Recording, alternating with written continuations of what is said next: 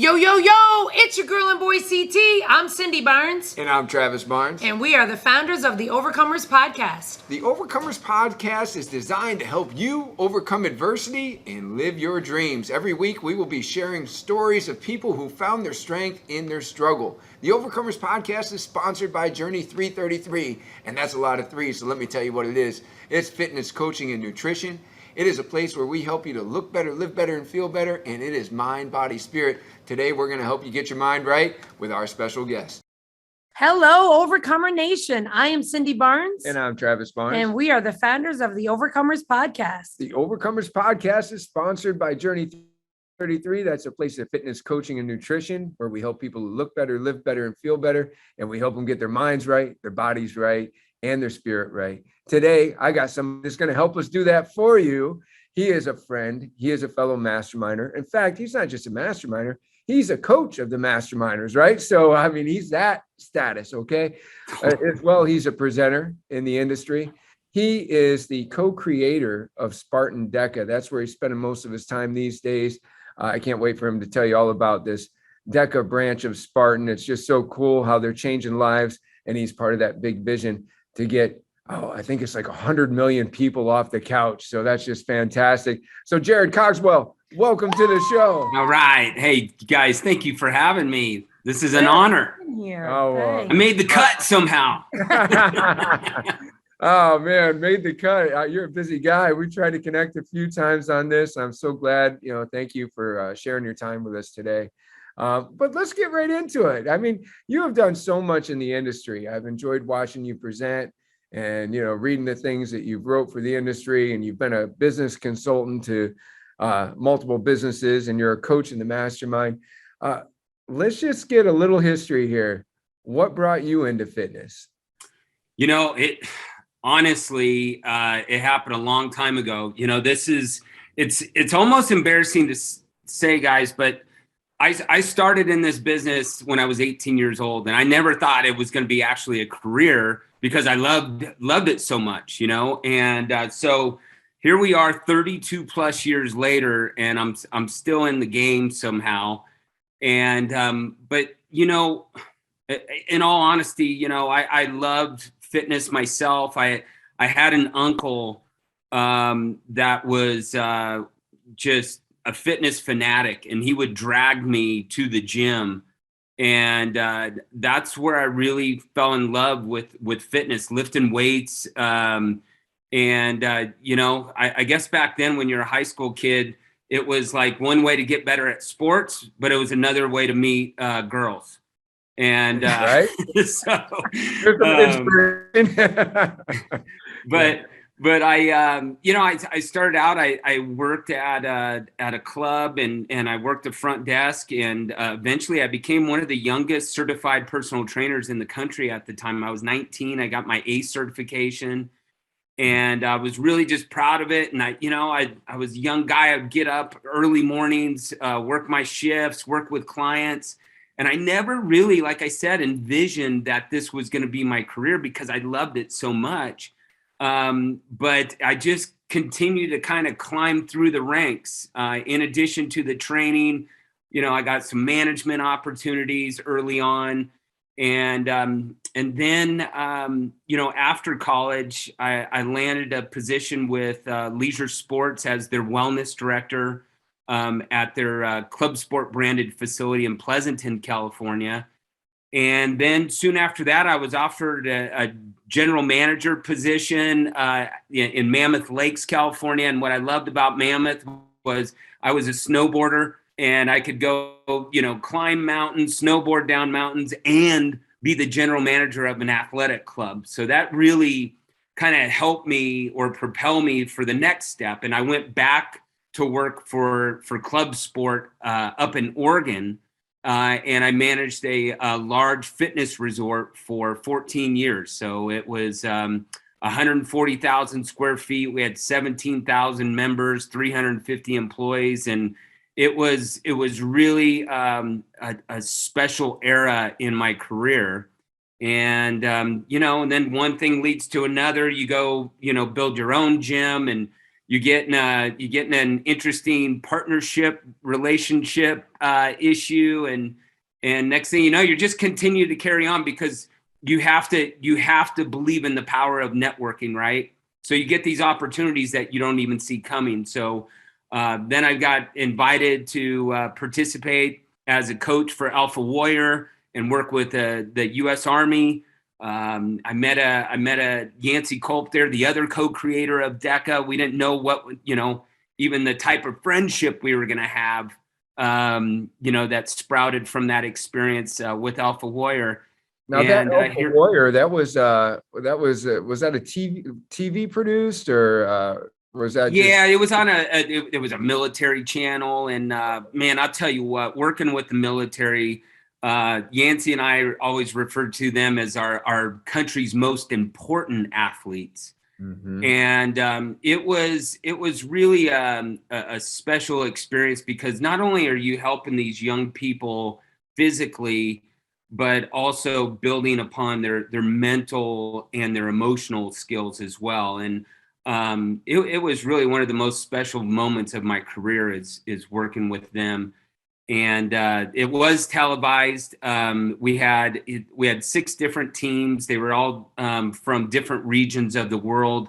I had a team from the Airborne from Vicenza, Italy. And thankfully we were able to be crowned the champions that year.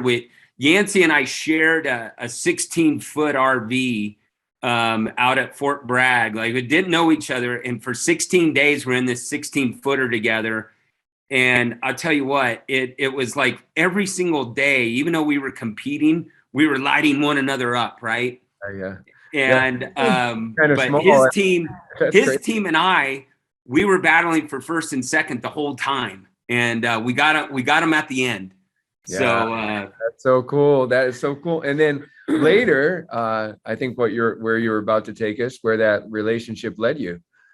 Well, I've done a lot of business coaching. I was down in Delray Beach, Florida, working with the Slash Fitness guys, and Yancy called me from Boston. He's had a long time relationship with Joe De Sena, who I know's been a guest on the show now as well. And so is Slash Fitness. Slash Fitness has also been on the show. So we're good. Okay, well, it's all coming together. Yeah. So Yancy called me. It was a Saturday night, and admittedly, guys, I was probably on my second or third cocktail, and Yancy says, "Hey, Joe De Sena wants you to fly up here tomorrow." I said, "Well, I'm in Florida." He goes, "I think you need to get up here." So I got up there, and Joe explains, why we're there. And he says, "Listen, we are on this mission to impact 100 million lives through fitness. We've convinced 10 million to get out in the mud, the barbed wire, and all of the elements. But we've got to go further, and we want to engage with the fitness industry. So we got to come up with something." And originally what we came up with was what we called Deca Fit, Deca meaning 10 in Greek. And we came up with this 10 zone concept, and it was really an event exclusively. And we wanted it to be for all levels of fitness. We wanted to minimize the intimidation factor and it being all about competing against other people. It was more about competing with yourself, being the best version of yourself. And we chose a 5K running distance where you run 500 meters in between each zone. And the reason why we chose a 5K is because, that seems to attract the most levels of fitness. You see people walking, running, jogging, some of them even sprinting the 5K distance. And we said, well, we're gonna make it like that, but we're gonna sprinkle in some boot camp movements and some things that we've been doing in HIIT classes and make it fun. What happened there is Yancy and I spent 3 months actually here in Denver, Colorado, and just shaking hands with the fitness community. And, before we knew it, our brand wasn't even 90 days old, and we had 1,200 people coming to compete at the Denver Broncos Training Center. And unfortunately, the pandemic hit and canceled our event. But, what we didn't know at the time is we were testing all these different ways to implement DEKA even inside of the gyms. And we came up with DEKA Strong, which involved all 10 zones and no running. And then we also came up with the DEKA Mile, which was just a shorter distance, 160 meters of running in between each zone. And we said, let's go test this down in Florida, because they were on a different planet during the pandemic, right? Right. So we went into about 14 gyms in a 2-week period, and we offered these DEKA Strong and DEKA Mile events for free. And people just loved them. And we were excited about it. And we knew that we weren't going to be able to host a large DECA Fit event, which we call our Super Bowl of fitness, in a big convention center, and, you know, so many restrictions, especially during that time. And we're like, hey, wait a minute, the gyms that open up, they're going to be able to host their own events. So let's come up with an affiliate program, but it's genuinely focused on supporting them, because these are the people that are going to show up at our big events. So let's create events for them that, you know, we think is going to position them as the fitness leaders within their market. Yeah. And man, it has been like, it's just been a wild ride. And you guys have been a part of that ride. And we've hosted over 300 events in the last year and a half, which is crazy to think about. And it's just, it's grown so fast, even sometimes beyond our own capabilities, because we're still, you know, even though we're part of a larger organization, we have a small team with DEKA. Yeah. Well, you know, first of all, I just want to say thank you for what you all have created. The pandemic was a very emotional, I do get emotional about it, you know, because they tried, you know, we love to do fitness. We love to change lives through fitness. And they said, hey, you can't go to work. And then when we could come back, it wasn't business as normal. You know, there were masks and gloves, and we weren't supposed to touch each other, and we were used to hugs and high fives. And one thing that we were very used to as a company was on almost a monthly basis, taking our members to a different event, a 5K, an obstacle course. But as you know, many of those events still continue to be canceled, but, you know, they're coming back now, thankfully. But, you know, we've been going through this now for over 2 years. And DEKA meant that we could start hosting our own events. We didn't have to wait for the events to come back on, and our people could feel so proud once again, and we could be at their side once again, because that's what we do. We don't go to the 5Ks with them to see if we can outrun them. We go there to be the coach at their side that's taking the photo and just having those special moments. So yeah, thank you for what you've created. All of our franchises are proud affiliates, and it's great. Yeah. Well, I appreciate that, Travis, because, you know, we honestly, and I'm saying this with nothing but truth and honesty, but we wouldn't be here without the gyms. You know, especially when you launch a global fitness brand during a pandemic. I mean, come on, how are you going to make that work? And the cool thing about it, I remember Joe calling me. We were about 3 days into the lockdown, and I thought, you know, he's going to cut us off, right? You know, because we're not able to produce any money. And he said, he said, I can't believe what you guys did in Denver, you know? And he's like, what do we need to do to push this forward? Because we don't know when we're going to come out of this. And I said, okay, well, Yancy and I are working on a couple of things. And, but the biggest thing was engagement, you know? So for, gosh, a good 60 days there, doesn't sound very long, but man, it was always about how do we keep educating the fitness audience out there. And we created these Zoom channels through Spartan, and we had this 24-hour thing going across the Spartan network. But it was all, for us, it was about engaging with people like you and having guest speakers come on and helping the fitness community and the community of fitness operators get through that lockdown period. And it paid off. It paid off. And then when we were able to actually get outdoors and do something, then that's when the affiliate program was born. And again, if we didn't have the hardworking, passionate fitness professionals step up and say, hey, we like this, you know, you and I are probably not having this conversation right now. Right. Yeah. Well, it's been great to partner with Spartan and DEKA, and just, you're part of a mission to get 100 million people off the couch. We're glad to make a small contribution to that. So it's awesome.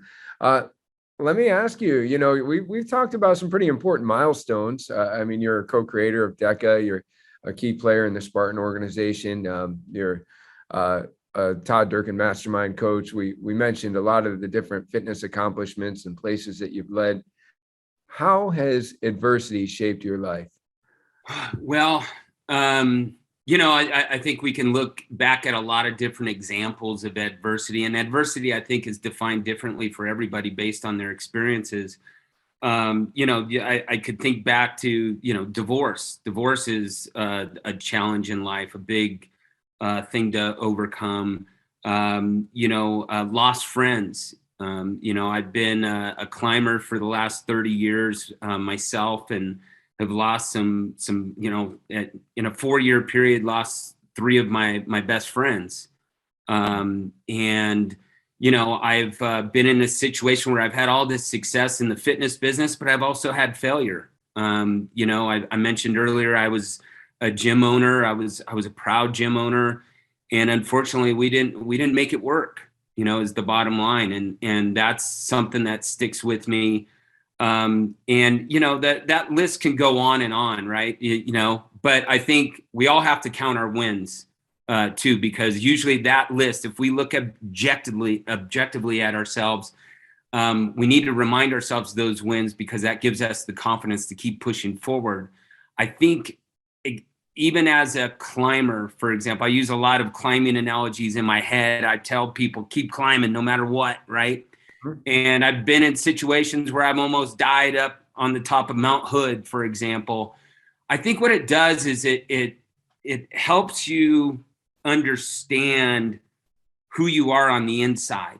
When you are in these moments of desperation, like when you don't know that you're going to actually get out of there alive in a life or death situation, you find and we did a podcast about this a couple of weeks ago, Yancy and I, but you find that inner animal within you, and I did a lot of talks after that incident on Mount Hood. And I would have people come up and say, oh my gosh, that's amazing that you came out of that alive. I don't think I could have done that.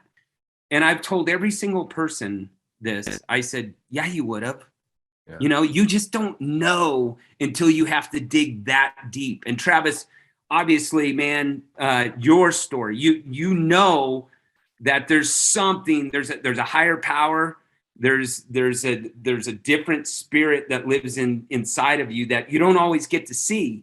But all of those failures are the things that actually sharpen us up, make us stronger, make us, quote, more bulletproof, Yeah. And so, there could be a challenge that happens today. The next one's going to happen tomorrow, but you gotta like just look back at your experiences, and when you're in those tough moments, you handle them differently. I've been in snowstorms since that epic on Mount Hood way back when. And you know what? You just approach it differently. Like, hey, we got this. We just have to trust ourselves. Yeah, I read a quote one day. It said, what if your past has built muscles instead of scars? And I believe that that's what we're talking about right here. I got to ask this for us and our listeners. Can you tell us a little bit more about what happened on Mount Hood?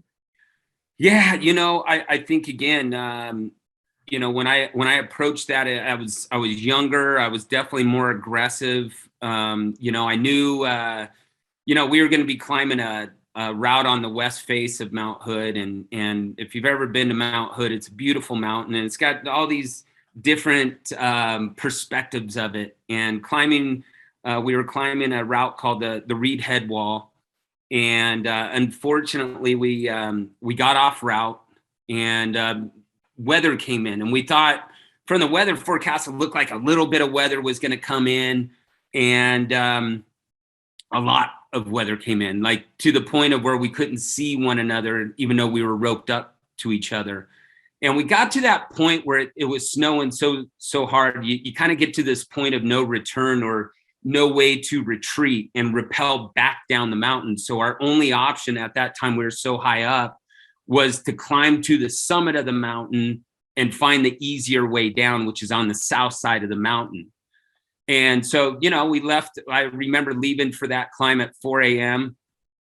on a Saturday, I think it was. And now it's, you know, it's dead of winter. It's January, and the wind's howling. They said it was 50-mile-an-hour winds with a negative 40-degree wind chill. And the only way we could communicate was by pulling on the rope, you know, and I don't remember what the counts were, but one tug meant this, two tugs meant this, because you just couldn't communicate verbally. It was just a crazy storm. So, water bottles are frozen. We didn't have a stove. We made a lot of mistakes, you know, and I think what the mountains teach you, number one lesson of the mountains is humility, you know, and, you know, I used to honestly come on, let's go climb this mountain. And when you go through an experience like this, it changes your approach, and you become more humble, and you even get more prepared, you know, from the lessons learned. But eventually what happened is we made it to the top. It was dark. It was like, I don't know, 6 or 7 p.m. at night. We couldn't find the exit because we just couldn't see. I mean, I couldn't see literally 4 feet in front of me. And so I remember telling the guys, like, hey, we have to dig a hole. And nobody wanted to dig a hole, but you know, we knew that was the only option to stay safe. So we dug a small snow cave. You know, we're in there for quite a bit of time. We were in there overnight. We did have cell phones. We were able to make contact with the local sheriff and let them know, hey, we're okay. We just want you to let our families know. And they're like, guys, you know, you guys can't leave there. This storm's bad. You know, it wasn't what they forecasted. And so the worst part, you know, the thing that I remember the most that night was one of our climbing partners in the cave said, hey guys, hold off a second. Like, just I want you to stay calm here when I say this, but the hole has filled in. Okay. So we're going to have to be very strategic. It was tight quarters. We're going to have to be really strategic about how we, you know, get out of this. Okay. Somebody's got to punch through the hole. And I was in a position, I was the only one that could really do that. So I was donkey kicking and trying to kick open that hole so that we could breathe again. Mm-hmm. And so there was a chance that we were going to suffocate in that cave. And, you know, when you're in those situations where it's so cold, you can't even sleep. Your body's trying to protect itself and you're shivering. And when you're in that kind of hostile environment, man, it hurts when you shiver like that. Like you can feel your bones, you can feel your muscles. And eventually we just said, you know, we made contact with Mountain Rescue, and 2 of our guys were actually on Mountain Rescue. This was before I joined the team. And they said, guys, you got to stay put. And we just knew that we couldn't. We just, like, if we stay another night in this cave, somebody's going to die. And so eventually we made that time. We made it like, if they're not here by noon, we got to find our way out. And so noon happened. I got out of the cave, started trying to dig out our gear that was buried. And that first hasty team, we call it, on the mountain rescue team, and it was actually a good friend of mine that I'd climbed with before. We spotted one another, and eventually we came down. But it was actually one of those rescues when I joined the team that they debated about, because it was so dangerous for the rescue team. And you know, somebody was caught in an avalanche, you know, trying to get up to us and so forth. But it was an emotional experience for quite some time. And I really felt selfish as a father, as a husband, and learned a lot from it. And I didn't stop climbing, but definitely took a different approach from that. But it's those kinds of moments that translate to life, right? Yeah. And, you know, so mountain climbing's always been an analogy for me that I've used to keep me going. Even when times are rough and it doesn't feel like that, you know, things are going your way and you're not winning most days. You you look back and say, well, you know what? You eventually get to see the view if you just keep climbing, you know, and it's a wonderful place. It's a wonderful place to share with other people too, when we're all doing it together. Yeah. If you want to see the view from the top, keep climbing, right? You know, that's right. You are truly a mountain climber, you know, not only, you know, obviously in life, but metaphorically, the way that you approach business and everything else, you know, it's just, that's awesome. Speaking of which, a little topic change, but similar to how you tell people to keep climbing. There's been a philosophy that's been one of your main themes a lot that I've witnessed, and it's the 2-1-2.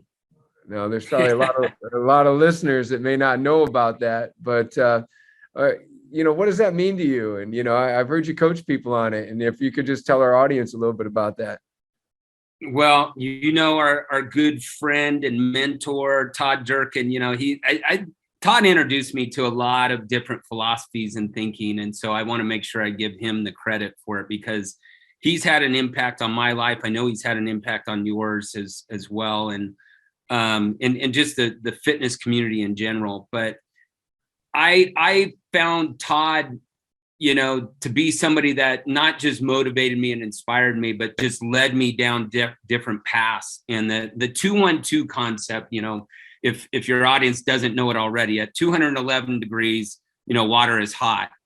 And at 212 degrees, water boils. And, you know, with boiling water, that produces enough power. It produces steam, and steam produces enough power to move a locomotive, and it only takes 1 degree. So I've always believed in that concept, especially since I heard it. Like, if I can just give this 1 degree more, something big could happen, right? Just 1 degree. And so this is more than just getting off the couch. You know, this is about like maximizing life that day, this gift of life that we've been given. That instead of taking it for granted and just going through the motions, you got to give it 1 extra degree, you know? And the other concept I believe in is like, hey, we're not sheep, we're tigers or lions, whatever animal you want to be. That's more of a badass than a sheep, right? Yeah, right. You know, and we only get 1 shot at this. So maximize it, give it 1 extra degree, find that inner animal in you and live it, you know, fully. And I think the most important thing is find your tribe, you know, get with other people, other like minds that inspire you. And I'm a big believer that, yeah, you are the average of the 5 people you surround yourself with. So those are 3 elements that are really important in my life. Oh, these are some lessons. I hope Overcomer Nation's tuning in, because we got the extra degree, you know, we got be a tiger, be a lion, just don't be a sheep, right? You know, right? Keep climbing. That's really good. The finding your tribe, you're the average of the 5 people you spend the most time with. These are some really good lessons. You know, write this stuff down, put it somewhere where you can see it. You know, I'll share one more thing, guys. I have this tattoo. I don't know if you could see it. Yeah. It's a picture of a tiger that has the French flag in his mouth, and it's got, you know, two ice axes on there, and it's really a special memory for me. And on the bottom of the tattoo, it says in French, "Awaken the tiger," right? And, you know, we all have dreams, but it's like sometimes we don't stay conscious about those dreams. We're not always working towards that dream little by little, like I think we should. And I realized that about myself back in 2016. I had watched this documentary on Joseph Campbell, the philosopher, and it was called Finding Joe. And it talks about the whole sheep and tiger concept, right? Well, I woke up in the middle of the night about, I don't know, 1 a.m. And all of a sudden, what I couldn't get out of my mind was my dream. And my dream is, everybody's asked me, like, are you ever going to climb Everest or this mountain or that mountain? I'm like, no, man, my dream is to go to the French Alps. I want to climb and snowboard in the French Alps. I want to climb Mount Blanc. And then I want to be able to party a little bit when I get down. Like I don't want to go to a You want the reward at the I end. want to have a good time, man. Yeah, right. I want the full experience. So I don't want this to be too rough. Right. Well, right. in the middle of the night, I said, why haven't I went to the Alps? I have every opportunity to go to the Alps right now. Mhm. And so I don't know what it was, but I got up and I booked a flight there and back for 3 weeks to Chamonix, France. And didn't know where I was going to stay, didn't know exactly what the game plan was. But then I started reaching out to my tribe, my good friend, Matthias Jarod, AKA Super Frenchie. If you ever want a crazy guest, you invite Super Frenchie. He's the only guy to ski base off of the Eiger, the Matterhorn, and Mount Blanc, right? Wow. So he sets me up with a good friend of his to hang out with him for 2.5 weeks. And that's again, it was about like, you have to take advantage of those moments and stay aware of that dream. And I was able to do that. And now it's like, when do I get to take my wife there? Because I got to do that on my own, but now I want to go share the beauty of the French Alps with my wife. Yeah. It's almost not real until you get to share it with somebody that you love, and that's really, really awesome.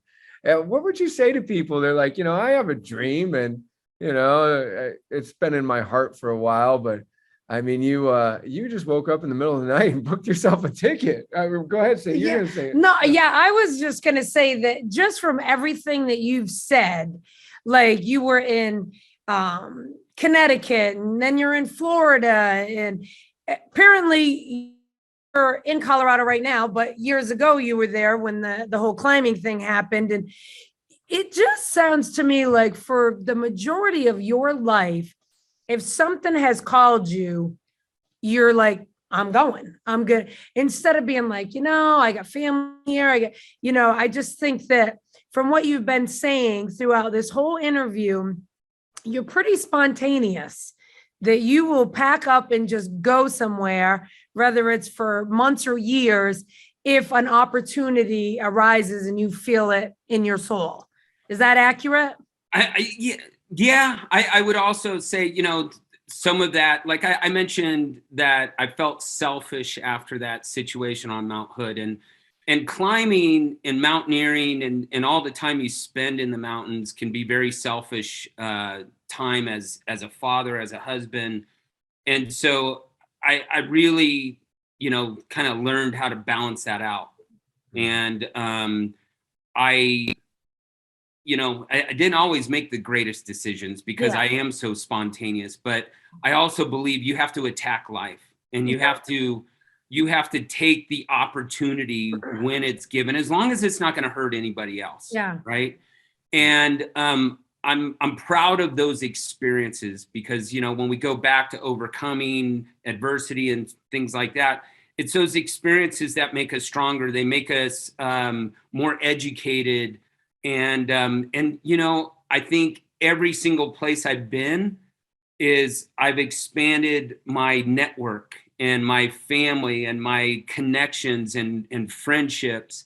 So that's always the opportunity there. And I, even back in Chamonix, I still trade texts with a lot of those people I met back there. And it was, it's awesome to have friends that all come into one place all from all parts of the globe and have a connection because of those experiences. So that's what gets me excited. But I would say now in my life is sharing those experiences is even more important. And I've always said this, my favorite climbs are the ones where I've taken somebody up to the summit for their first time.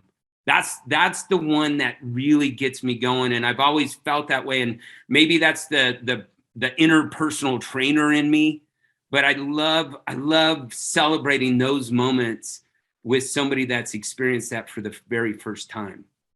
That's really good. It's really good. And, I mean, you can call it, spontaneity, but Cindy also said, you answer the call when you feel it in your soul. And at the end of our life, it may sound a little cliche, but it's the things that we don't do that we're going to regret the most. There's books on it. People were asked what they regretted the most, and it was the things that they didn't do. So, you also seem to have a philosophy about trying to live with, less regrets by answering that call. Well, I got a good friend that unfortunately passed away in a wingsuit accident in Norway.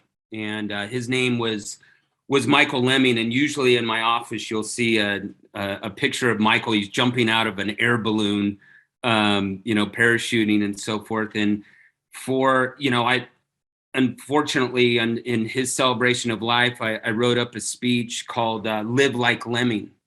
And when you live like Lemming, it's exactly that. It's attacking life, taking advantage of the opportunities that you've been given, and not wasting them. Like we don't want to have any regrets, And if we're able to do things physically, mentally, and emotionally, then take full advantage of it if you can. If it's the right, and sometimes it's not going to be the right time, but at the same time, if try to minimize the excuses from doing something that is going to, basically fuel you up for the rest of your life. Like I'll never, regret that experience that I took advantage of to the French Alps. Yeah. Right. No, yeah. That's good. That's really good. What is a wingsuit? You said live like Lemming. So wingsuiting is like that next progressive level above, you've got parachuting, then you got base jumping where they're jumping up and throwing a shootout. Wingsuiting is very similar to that, but the suit that you wear allows you to actually fly for a certain period of time. And there's some amazing athletes out there doing amazing things, but it's a very dangerous sport. Mm-hmm. And, Michael and I were good friends, best of friends for 13 years. And when he started doing that, I was like, man, when are you taking it too far? Because he had some, he didn't always have a successful jump, and was able to barely escape with his life. And, and it's like, man, I don't want to lose you, and eventually, unfortunately, we all did. And, the whole community and his tribe of friends. I mean, we still think about him, daily, and we connect every time it's his birthday. We're calling one another and reaching out to each other. But the live like Lemming philosophy it's not to be dangerous. It's just about, living authentically, and giving it, because he wasn't just an adventurer, but he was also just an unbelievable friend. Like if you're in that hard moment, you're probably going to get a text from Michael Lemming. He's going to check on you. And he was a funny ass guy too. That's for sure. That's awesome. That's awesome. I'm glad that we got to pay some tribute to him and his life on this show today. In the words of a great Scotsman, he says, every man dies, but not every man really lives. I feel like the message for our audience right now, I was reading a quote one day, and the quote said, so many of us are asking what the world needs, right? Should I go be this? Should I be this for my family? Should I be this for my community?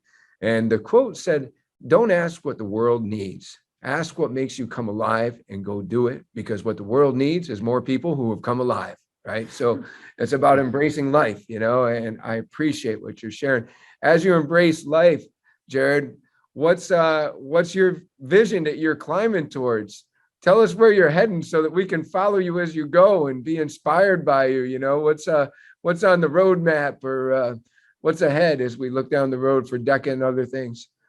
Well, I think professionally with DEKA, we want to live up to that goal. 100 million lives seems like, okay, that's far out there. If you don't think big, you're not going to get close to it. I'm not one of those guys that's just like progress, not perfection, right? I believe in progress, but I also believe in perfection. I don't believe that you can obtain it, but I think if you strive for it, you can get closer to it. Mhm. And I think that's where we want to take DEKA. We may not ever achieve 100 million lives, Mhm. but if we could chip away at that number and believe in it, then that's going to maximize our overall potential with this brand that I think is having a positive impact on, the fitness community in general. Personally, I got remarried about a year and a half ago, and when you don't have that special person in your life for so many years, maybe you appreciate it more. And I think I don't climb the way I used to. I won't dare do some of the things I used to do. And I just came back from an ice climbing trip with a good buddy of mine. And it'd been a few years since we were able to connect, through climbing. I think now it's like, yeah, I still want to have some of those experiences, not at quite the same level, but I want to share those experiences, in the outdoors and do things with Adina, my wife. My daughter moved to Colorado a few months back, so we're spending time, snowboarding in the backcountry and doing those things. So it's been cool to see my kids evolve with my lifestyle too, because it's become a part of theirs. Even though it didn't have to be, they just seem to enjoy it, and it's ingrained in them as well. So the more experiences, maybe some trips here and there. There's a lot to explore here in Colorado. We just moved here, in November of 2020. We got a long way to go before before we get to a point where we've seen it all. And so, yeah, a lot of 14ers in Colorado. I know that. yeah, yep. Yeah, there sure are. I just got to comment on this because, we're talking about 100 million and how many people has Spartan engaged so far? I mean, because no small feat so far. Yeah, according to the statistics at Spartan, it's over 10 million now. And with our brand being relatively new, now we've expanded into we're going to be in China. We're already in the Middle East. I just flew back from Spain a couple months ago from their first event. So we're getting interest from all over the globe, and Spartan's already had that base, like they've done a lot of things across the planet to bring, Spartan and fitness and all the cool things that come with it to the world, and the world's embraced it. So 10 million sounds like an awesome number, but Joe's not satisfied with that. Well, what I was going to comment on, one of the things that's probably one of the most inspirational things in my life, when I look at, we've been to France and, we looked at Notre Dame, and somebody had to have the vision for that while other generations completed it.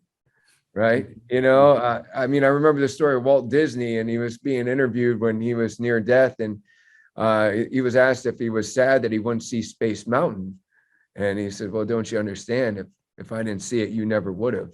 And so he had already seen it in his mind and in his heart. And, this 100 million lives, and you're already at 10 million, which is a significant chunk, you're one lap down of a 10-lap race right there. But if other generations have to complete that vision, those are the kind of visions that we're supposed to have, ones that can outlive us and that other people can carry on. So awesome that you're part of that, very good. Yeah, it's been an honor. And I think, we have to constantly evolve, right? If we want to get to 100 million, if all of us doing what we do to not to stay relevant for our egos, but in order for us to have an impact, we have to continue to learn and evolve with it. And I know you both are two of those types of people. And, I surround myself with people like you because I know it pushes me or nudges me even subconsciously. Like, I got to learn more today, and I don't want to be the smartest one in the room, because if we are, as a guy from Chico State, the Harvard of the West Coast, then we're in trouble. Right. Well, let me ask you, as we're, kind of winding down, I got two questions. One is a very simple one. I want people to know how they can follow you, how they can get coached by you, how they can engage with DEKA. But before that, you've given us a lot of lessons today. And many people that listen to this show enjoy the aspect of hearing about certain people's adversity and what they've done to overcome it, and just to be inspired. That's Cindy and I's goal with this show. What do you think it takes to be an overcomer? Belief in yourself. You have to look in the mirror and believe. You got to be able to look at yourself in the eyes. And it's, we're in a situation where everybody feels the lows, like the pandemic's really had an impact on us from a mental health standpoint. I think it's also, it's brought out a lot of good things too. It's created like this acceptance that, hey, this is real, but what I want to encourage people is, when you wake up in the morning, I think it's got to start with gratitude. We have a chance to be here right now. And if we're not in a good place, then you have to recognize what is one thing I can do to get closer to that better place, versus giving up. And not always easy to do, but I think eventually what we have to do is we have to remember who we are and what we're about, what our purpose is. And when we look at at ourselves in that mirror and look like deep into our eyes, it's, hey, I got this. Mm-hmm. I believe in me. And I think we just can't shortchange ourselves. I think we just really have to do whatever it takes to believe in what we have on the inside. Yeah, that's so good. And it goes so well with everything that you've shared with us today, because that's really what we're asking people to do, right? Mm-hmm. Look in the mirror, know your purpose, embrace life, believe in yourself, believe in the power that's within you, keep climbing, go the extra degree, right? Yeah. Amen. Well, hey, how can people follow you? How can they engage with DEKA? How could they get coached by you if they're interested in a mastermind, which you and I appreciate that you're the average of the 5 people you spend most time with. Yeah. So, yeah, let's go. Easiest probably on Instagram. If you, my mom wasn't a good speller of out there, so she spelled my name a little bit off from what most people use for Jarod. So it's JAROD_Cogswell. And then secondly, to learn more about DEKA, it's just simply DEKA.fit, DEKA.fit. And, we're just trying to do whatever we can to positively impact the world through DEKA. And I'm really honored to be a part of it.